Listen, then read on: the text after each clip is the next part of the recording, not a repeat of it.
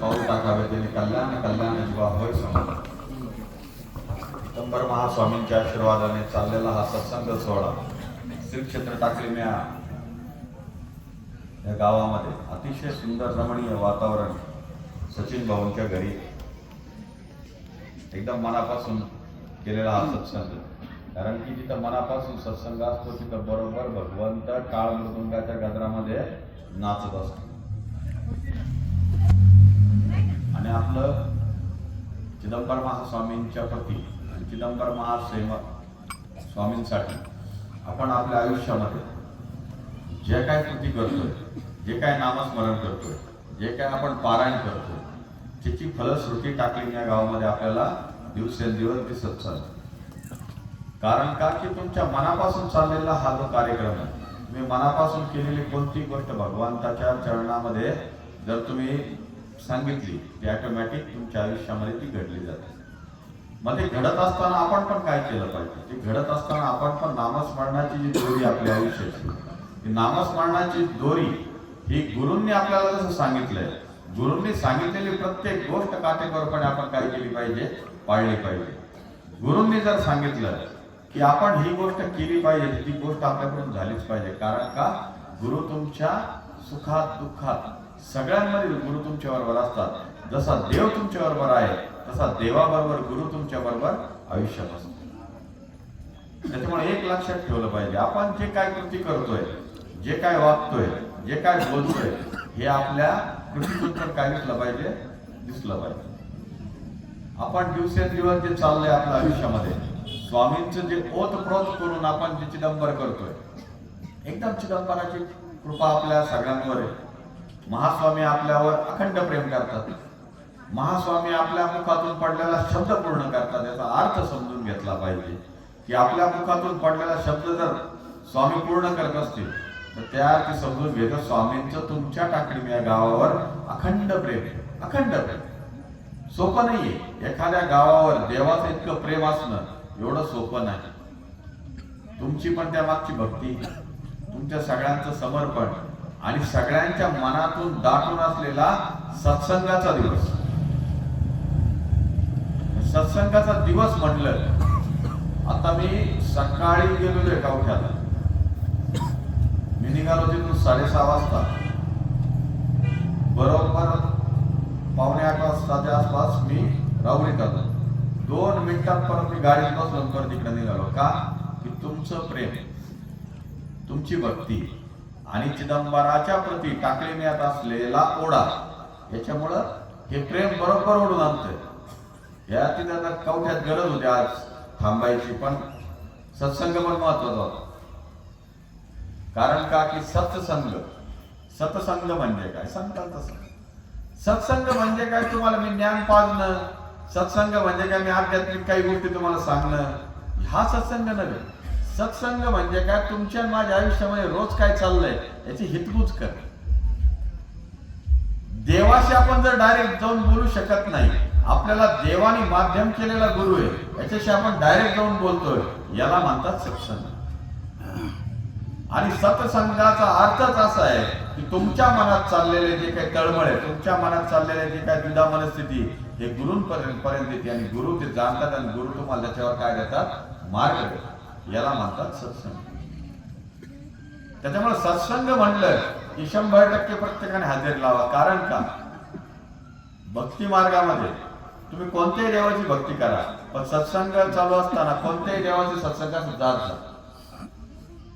तो काय चिदंबराचाच पाहिजे असं काही नाही. गावात दुसरा पण सत्संग असेल तिथं पण आपण गेलं पाहिजे. का गेलं पाहिजे? कारण की संतांच्या मुखातून आलेली वाणी ही ज्यावेळेस ते गादीवर बसतात त्यावेळेस ते त्यांच्या तोंडातून ते स्वतः बोलत नसतात. साक्षात परब्रह्म देव त्यांच्या मुखातून बोलत असतात आणि त्यांच्या मुखातून आलेला एखादा शब्द आपल्या कानावर पडतो आणि कानावर पडल्यानंतर तेच आयुष्यभर माणूस काय करतं? पुढे घेऊन जातो. मी चिदंबराचं सुरुवातीला काय थोडंफार करत होतो. त्यावेळेस करत असताना मी उमऱ्याला कीर्तन होतं. उमऱ्याला कीर्तन असताना हरिभक्तपारायण महंत उद्धवजी महाराज मंडळी यांच्या कीर्तनाला मी गेलो उमऱ्याला. हनुमान जयंतीचा उत्सव चालू असेल त्या पिरियड मधले त्या पिरियड मधला माझ्या हिशोबाने तो कीर्तन असतो. मग त्या कीर्तनामध्ये महाराजांनी अतिशय सुंदर कीर्तन केलं. महाराज साक्षात उद्धव महाराजांच्या मुखातून सरस्वती स्वतः बोलती, त्याच्यामुळे त्यांच्याविषयी आपण ते कीर्तन सुंदर होते सांगण्याचा पण आपल्याला अधिकार नाही. पण कीर्तन मला त्या दिवशी फार आवडतं. आणि हनुमानाला त्यांनी फक्त एकच आयुष्यात काय सांगितलं, हनुमानाला तुम्ही आयुष्यात काही मागू नका, काहीच मागू नका. आपण प्रत्येक जण जातो मारुतीरायाच्या दर्शनाला, कोण काय काय मागतं बरं? कोण कोण जातो? मला हातावरती काय 2 मिनिट. बंडू तू गेल्यानंतर काय मागतो? मारुती तुझ्यावरचं संकट निवारण, तुझ्यावर संकट आहे देवा. अजून कोण आहे? अजून कोण जातं मारुतीरायाला रोज? हात मला माहिती बोलतोय. मारुतीरायावर कोण जात? अरे सचिन इथं हनुमान चालीस एवढे जोरात घेतो, मारुतीरायाला लोक पाठवायचे रोज रोज. संकट नाही आले पाहिजे ना. संकट आल्यानंतर देव नाही करायचा, हे सगळ्यात चुकीचा विषय. मी मागच्या सत्संगाला सांगितलं की म्हातारपणी देव करायचा नाही आणि संकट आल्यावर देवाकडे जायचं नाही. कारण का? म्हातारपणी देव केल्याला काहीच उपयोग आहे. यंग जनरेशन, मी सचिनकडे आज का पळत आलोय, यंग जनरेशन जास्त असेल म्हणून. आणि आपल्याला यंग जनरेशन पाहिजे. कारण का की यंग जनरेशन सुधारलं तर आपल्याला आयुष्यात काही करायची गरज नाही, त्याचे घर पण सुधारून जातं. कारण का त्या घरामध्ये जे काय प्रॉब्लेम आहे तो मुलांमुळेच, जो काय त्रास आहे ते मुलांमुळेच. कारण का की मुलं वायफाट गोष्टी करत जातात आणि ज्यावेळेस ते देवाकडे जातात त्यावेळेस आपलेच घरचे म्हणतात, ए बावट काय कुठं जातो देवाला, बाबा व्हायचं काय तुला? ज्यावेळेस तो देवाला जात असतो त्यावेळेस आपले घरचे म्हणतात आई वडील नाही पाठवायचं. आणि ज्या दिवशी तो रस्त्यावर पडलेला असतो त्या दिवशी तेच घरचे घेऊन त्याला कुठे जातात? बाबाकडे. का? बाबा दोरी घाला ना. अरे बाबा तो जात होता ना देवाला पहिले, मग तो देवाला जात असेल तर तो देवाला जात असताना तुम्ही आडकाठी करायची गरज नाही. मी प्रत्येकाला एकच गोष्ट सांगतो, घरातला लहान मुलगा मोठा मुलगा देवाला जात असेल, देवाचं जास्त करत असेल तर त्याला कधी अडवू नका. कारण का की पूर्व प्रारब्ध जर चांगला असेल तरच भगवंत करायला मिळतो. इथं मला सांगा सचिनने एवढ्या लोकांना आमंत्रण दिले असेल का? भरपूर लोकांना दिले. पण तुमचंच प्रारब्ध का चांगले? ही भगवंताची तुमच्यावर असलेली कृपा आणि चिदंबरांची इच्छा की तुम्ही ठेवून ऐकलं पाहिजे. सगळ्यांच्याही नशिबामध्ये ह्या गोष्टी असू शकत नाही.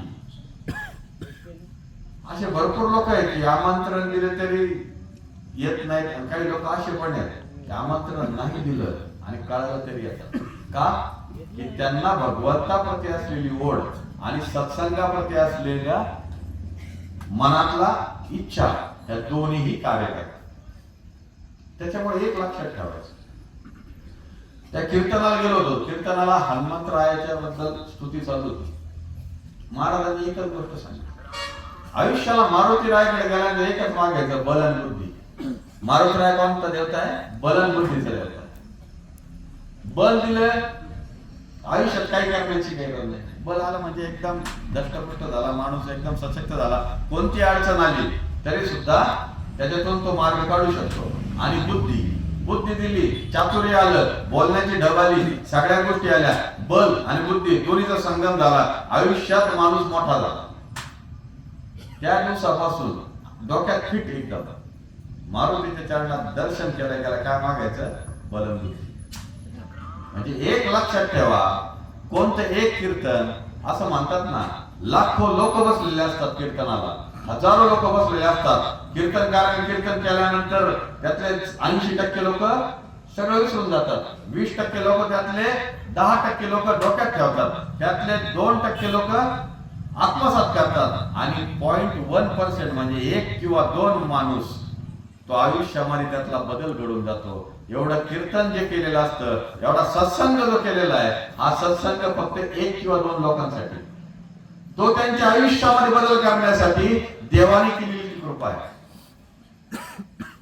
त्या दिवशी मी घेऊन गेलो आणि त्याच्या पुढे मी अंमलात आणलं आणि मला स्वतःला साक्षात्कार होतो. कारण का की भगवंताची कृपा ही कोणत्या गोष्टीपासून होऊ शकते हे मी तुम्हाला डायरेक्ट आणि इनडायरेक्टली दोन्ही गोष्टी सांगू शकतो. कारण की भगवंत कृपा करायला लागला की तुमच्या समोर येणाऱ्या अडचणी ऑटोमॅटिक बाजूला व्हायला लागतात. अडचणी येणं हा प्रपंचाचा एक मार्ग आहे. तुम्ही आयुष्यामध्ये किती देव केला, काही जरी केलं तरी तुम्हाला एक सांगतो, अडचणी तुमच्या बाजूला जाऊ शकत नाही. फक्त अडचणी येणार, पण त्याच्यावर मात करण्याची ताकद भगवंत देणार. त्यासाठी अध्यात्म आहे, त्यासाठी सत्संग आहे आणि त्यासाठी गुरूंचा आदेश आहे. गुरूंचा आदेश पडला की आपण त्या कार्याला पुढे गेलं पाहिजे. गुरूंनी सांगितलं की इतका जप कर, तर तो जप केला गेला पाहिजे. गुरूंनी सांगितले पारायण कर, ते पारायण केले गेले पाहिजे. गुरूंनी सांगितले सचिनचे सत्संग आहे, मोठा झालाच पाहिजे, करायलाच पाहिजे. कारण का? गुरूंनी टाकलेला शब्द जर चिदंबर स्वामी खरे करतात तर तुमच्या माझ्या सारख्यांचं काम काय? गुरु वाक्याचंच प्रमाण मानलं पाहिजे. आणि गुरु वाक्यावर जर प्रमाण ठेवून आपण जर कार्य केलं तर गुरूंप्रती असलेलं आपलं प्रेम, एकदा गुरूंचा एक आदेश करून एक प्रेम प्रति आपल्याला गुरूंवरचं एक थोडंसं भजन करूया. कारण का?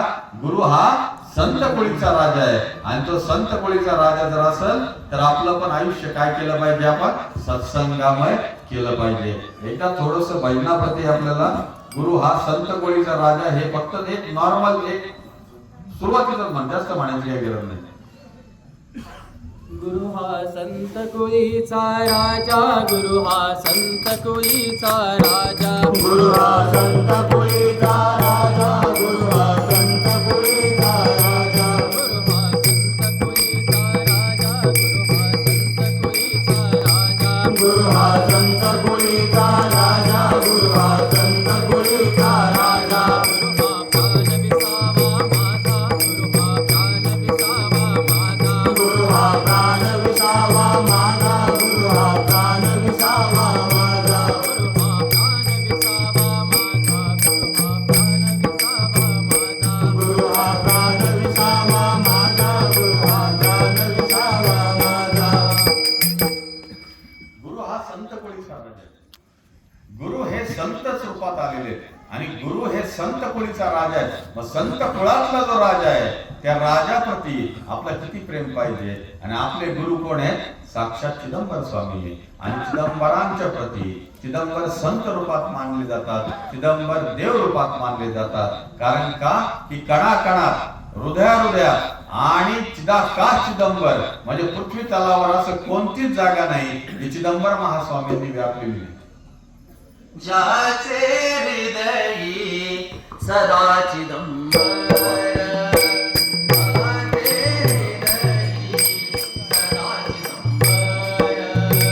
ज्याचे हृदयी सदा चिदंबर, ज्याचे हृदयी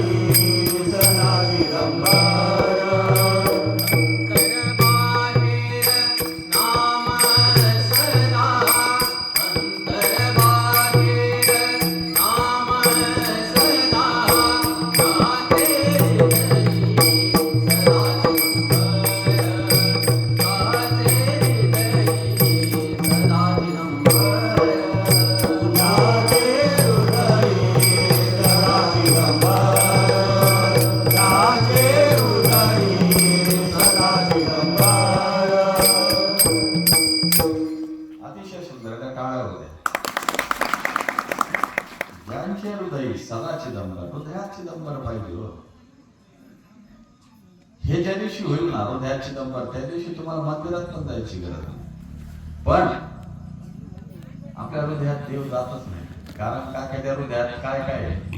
त्या हृदयात पहिली बायको आहे, त्याच्यानंतर काय आपलं व्यसन असेल ते हृदयात जातं पहिले.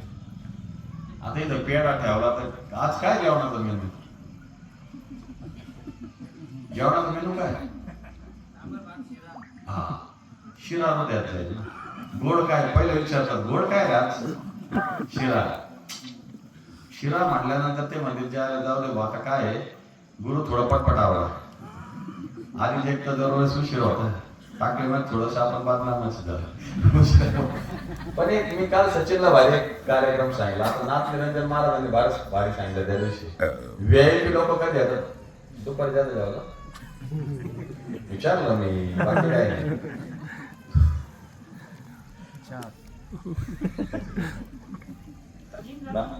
नाथ निरंजन महाराजांनी अतिशय सुंदर गोष्ट सांगितली.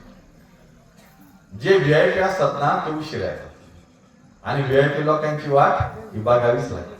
त्याच्यामुळे आपण स्वतःला आपल्या तोंडाने काय म्हणून घ्यायचं, व्हीआयपी म्हणायचं. जोरात टाळ्या म्हणतात म्हणत नाही, दुसरं कोण तरी आम्हाला. कारण काय, एक लक्षात ठेवा, आपल्या आयुष्यासाठी आपल्यासाठी चिदंबर हेच सर्वस्व. आणि चिदंबराप्रती आपल्या मनामध्ये तीळमात्रही शंका कोणाची नाही. कारण का की चिदंबर ठाऊन बसलेला एकदम हृदयामध्ये, एकदम ठाऊन. छाती फाडून दाखवली तरी चिदंबर, नाही दाखवली तरी चिदंबर. मुखातून निघाला तरी चिदंबर आणि नाही निघाला तरी चिदंबर. कारण का की समोर दिसला पाहिजे. एखादा म्हणला ना नाही स्वामींप्रती असं बोलतो, होऊच शकत नाही. का होऊ शकत नाही की त्याची चिदंबरावर जितका विश्वास आहे जगामध्ये दुसऱ्याचा कोणाचा, एवढा चिदंबर तुमच्या मनामध्ये ठासून बसला पाहिजे. आणि जर तुमच्या मनात, तुमच्या हृदयात आणि तुमच्या वृत्तीमध्ये जर चिदंबर एवढा ठासून बसला असेल, तुमच्याकडून कोणतीही चुकीची गोष्ट घडू शकत नाही. आणि एखाद्या वेळेस चुकून माकून थोडी घडली तर तो क्षमा करायला समर्थ आहे. पण आपण पण काय केलं पाहिजे, त्याच्या चरणात जाऊन ती गोष्ट खरी खरी सांगितली पाहिजे की माझ्याकडून चूक झाली, मला माफ कर. मी अनुभव घेतलेला, मी पण भरपूर चुका करायचो, मी पण करायचो. मी पण तुमच्यासारखाच होतो, थोडं थोडं चांगलं आहे का नाही. वाल्याचा वाल्मिक होतोय माणूस. मी पण चुका करायचो सुरुवात. स्वामींपाशी जायचं, स्वामींपाशी बोलायचं, रडायचं, ते माफ करायचं. पुढची चुका करायला परत चालू करायचं, परत सांगायचं. पण एक लक्षात ठेवा, एक झाली, दोन झाले, तिसरी चुकीला माफी नसते. मी माझं उदाहरण का दिलं, कोणाचं नाव घेतलं कोणाला वाईट वाटतं. बिचारा आमच्या गाण्याचं नाव बदनाम झालंय, त्याचं नाव घेतोय तेव्हा झाली गोष्ट. तुम्ही बोलले मला स्वामी समर्थ महाराजांचा एक उपदेश आहे.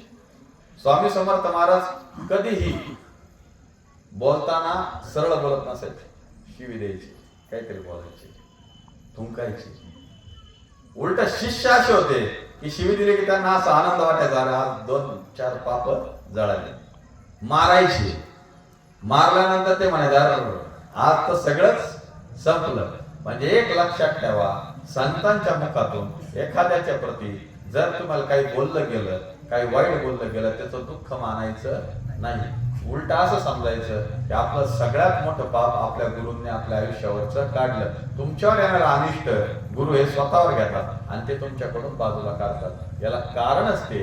आणि ते कारण असत असताना, कारण की गुरु यालाच कळतं की कोणाच्या शरीरातून काय बाहेर काढायचं. चिदंबरानंतर दुसरं कोणीही नसतं की आपल्याला चांगल्या मार्गाला, आपल्याला नामस्मरणाला, आपल्याला पारायणाच्या गोळीला हे सगळं लावायचं कारण हे फक्त गुरु करतात. आणि गुरूंनाही वळवणारा चिदंबर आहे. त्याच्यामुळं आपण आयुष्यभर चिदंबराप्रती काय केलं पाहिजे, नतमस्तक झालो पाहिजे. आणि आपण सत्संग रूपी जे काय दान दिले देवाने आपल्याला, त्याचा आस्वाद घेतला पाहिजे, 100% आस्वाद घेतला पाहिजे. कारण का की हे आस्वाद तुम्हाला एक लक्षात ठेवा, तुम्ही आता किती तासापासून इथे, 1-1.5 तास झाले, तास 1.5 तासामध्ये तुमच्या डोक्यामध्ये आलं तर की घरी जायचं, तिकडं कोण काय करतंय, जेवण करायचं, खाल्लं असेल की नाही कोणी.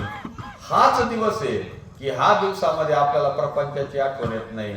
हेच 2 तास आहे की आपल्याला फक्त आनंद आणि आनंद आणि आनंदच मिळतो. म्हणून ते चिदंबराच्या नावातच आनंद आहे. मग आपल्या आयुष्यात आनंद घ्यायचा असेल तर चिदंबर नामस्मरण आयुष्यभर करा आणि त्या नामाची गोडी आपल्या बरोबर लोकांमध्ये पण घेऊन जा. कारण की दिल्याने वाढत असत, दिल्याने वाढतंय, ज्ञान दिल्याने वाढतोय, पैसा पण दिल्याने वाढतोय. म्हणून कोणाला देऊ नका व्याजाने, नाही तर म्हणतात गुरु म्हणले पैसा दिल्याने वाढतो 100%, 10% नको.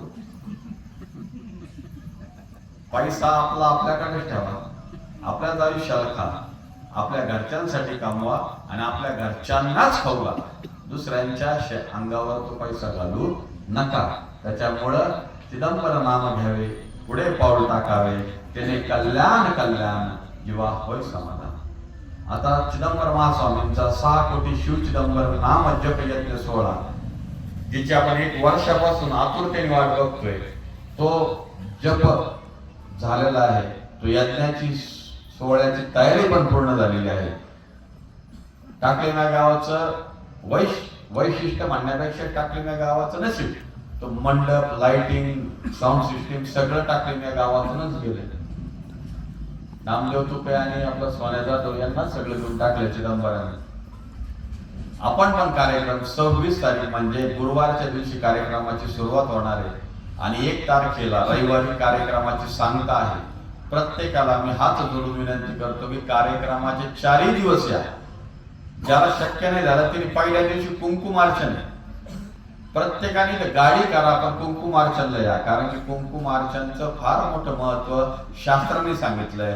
देवी महात्म्यामध्ये कुंकुमार्चनचं महत्व सांगितलेलं आहे. कारण की कुंकुमार्चन जर केलं तर आपल्या आयुष्याचं कुंकू हे आयुष्यभर टिकत राहतं. त्यातलं कुंकू जे आहे तिथे श्री सुक्ताचे पाठ केले जातात, त्याच्यातून व्हायब्रेशन निर्माण होतात. तुमच्या शरीरामध्ये निगेटिव्ह पॉवर बाहेर पडतील, पॉझिटिव्ह पॉवर तुमच्या शरीरात येते आणि ती पॉझिटिव्ह पॉवर घ्यायसाठी तुम्ही गुरुवारच्या कार्यक्रमाला कुंकुमार्चनला या. त्या दिवशी महंत सुनीलगिरी महाराज यांचं संगीतमय प्रवचन आहे, महाप्रसाद पण आहे. त्याच्यानंतर दुसऱ्या दिवशी रामायणाचार्य विदर्भरत्न संजय महाराज पाचपोरांचं कीर्तन आहे, अतिशय सुंदर कीर्तन. त्या दिवशी दीप महोत्सव आहे.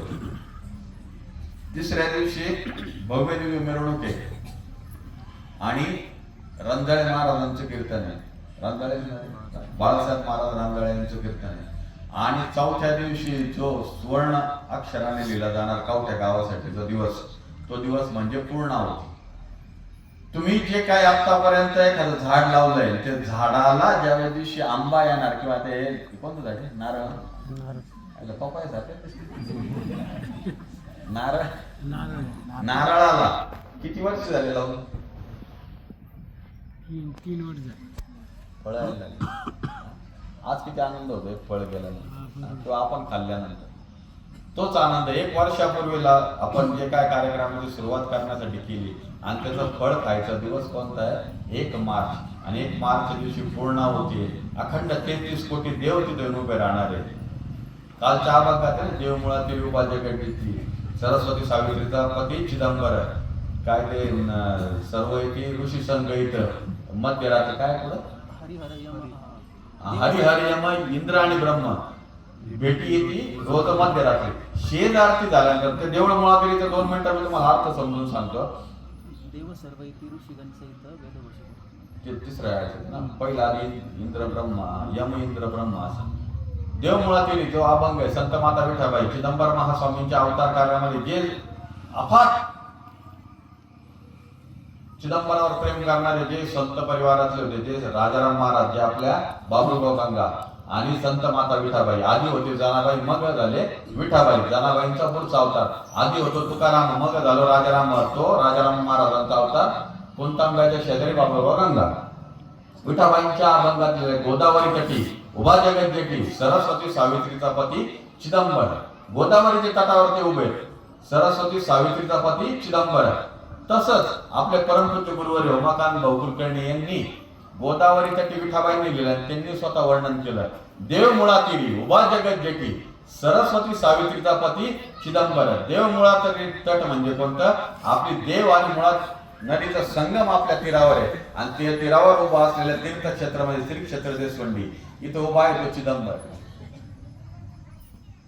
इंद्र आणि ब्रह्म ज्यावेळेस शेजारती होती, रात्री देव झोपवले जातात, त्यावेळेस देव झोपल्यानंतर त्यावेळेस इंद्र ब्रह्म यम हे सगळे 33 कोटी देव चिदंबर महास्वामींच्या गाभाऱ्यात येतात आणि चर्चा करतात की दिवसभर काय झालं. आज कोण कोण आलं होतं? विठ्ठल आला होता. विठ्ठलने काय मागितली? विठ्ठलने सांगितलं झालं गुरु, सगळं झालं, ओके झालं, जिलबी झाली, सगळं झालं, आता काय? आता पेढा. अरे थांब ना बाबा, म्हणजे काय? थांबायचीच नाही ना. पाहिजे पुढचं. नानी पुढे, नानी हातवर काय? हा, नानी खुश, ओके, संपला विषय.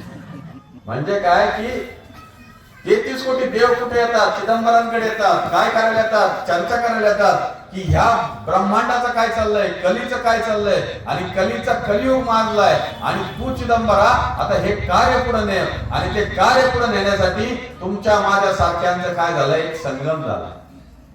कुठं कर्नाटक, कुठं मुरगड, कैलास आहुनी आले देशवंडी ग्रामी.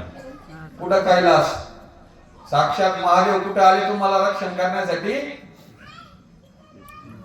देशवंडीमध्ये. तुमच्या गावात पण फार मोठं स्थान आहे.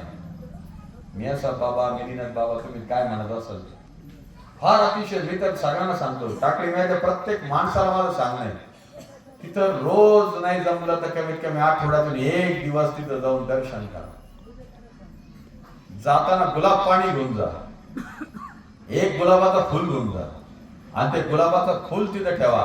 कोणाला त्रास होत असेल घरी तर ते गुलाबाचं एक फुलातली एक पाकळी घेऊन या, ते त्रास आला म्हणून एक औषध बनवा त्याचं, लगेच खाऊन घ्या, त्रास निघून जाईल. कोणाच्या घरात पैसा कमी पडत असेल तर ते जा ठेवा, एक गुलाब पाकळी घेऊन जा, तुमच्या गल्ल्यामध्ये ठेवून द्या. तुम्ही जिथं पैसे ठेवला ते ठेवा. 21 दिवस सलग करा. 21 दिवसानंतर तुम्ही मला येऊन सांगा काय फरक पडला. पडणारच. साधं स्थान नाहीये, साधं स्थान नाही. टाकले मॅच एंट्री केल्या केल्या मला डायरेक्ट खेचत इथं. का खेचत, काय एवढं जोरात चालू आहे, कारण की चिदंबर महास्वामी आणि नाथ महाराज एकच आहे, म्हणून यांचं कार्य एकदम जोरात चालू आहे. त्याच्यामुळे प्रत्येकाला एकच सांगणं आहे की देव करा, मनापासून करा, थोडा करा पण चांगला करा, आणि प्रत्येकाने चिदंबराचा गजर करा. आणि 26, 27, 28 आणि 1 मार्च ला प्रत्येकाने चिदंबर महास्वामींच्या महायज्ञासाठी कुठे या, श्री क्षेत्र कवठा. अतिशय सुंदर आपल्यासारखं रमणीय स्थान आहे. मुलांनी पण मनापासून तयारी केलेली आहे.